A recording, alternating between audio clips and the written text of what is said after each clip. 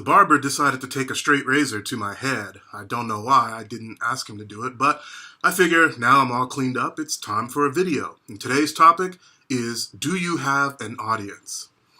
You know, recent events in the USA have made me realize it's more important than ever for diversity and proper representation in media. But the question is, are audiences ready for different?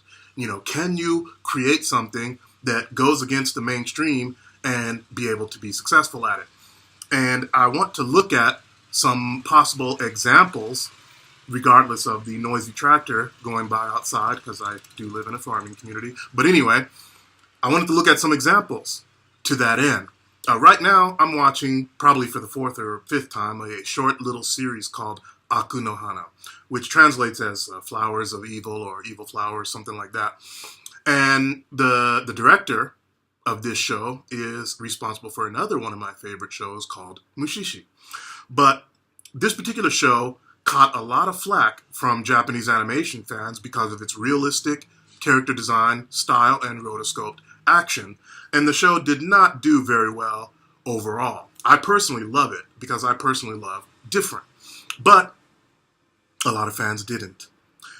Another show, which kind of went down a similar path, was a show called Real Drive. This is another show with fairly realistic character designs, and it stars as its main character an 80-year-old man.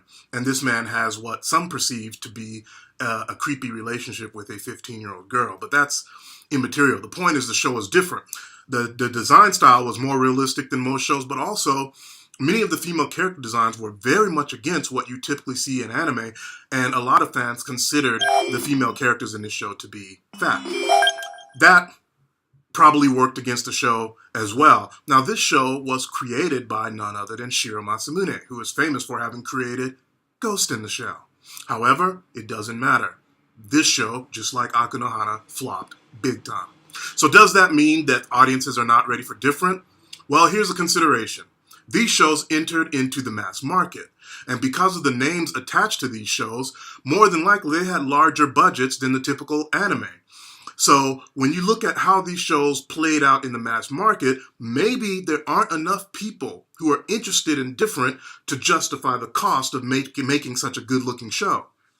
The important thing, though, is that doesn't necessarily apply to you as an indie creator. Why?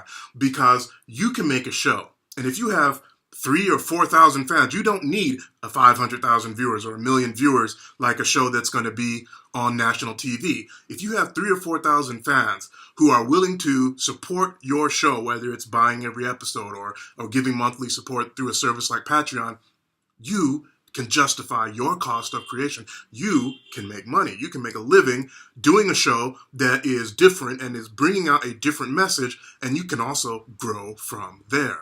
People share, people talk about it.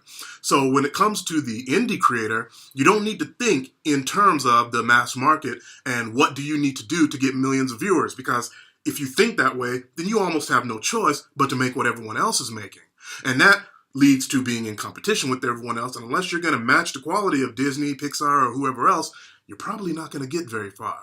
But you look at artists like Bill Plympton, they have their own loyal fan base. Their stuff looks very different than what the mainstream is making, and their loyal fan base follows everything they do. So the indie creator actually needs to think differently and should think differently.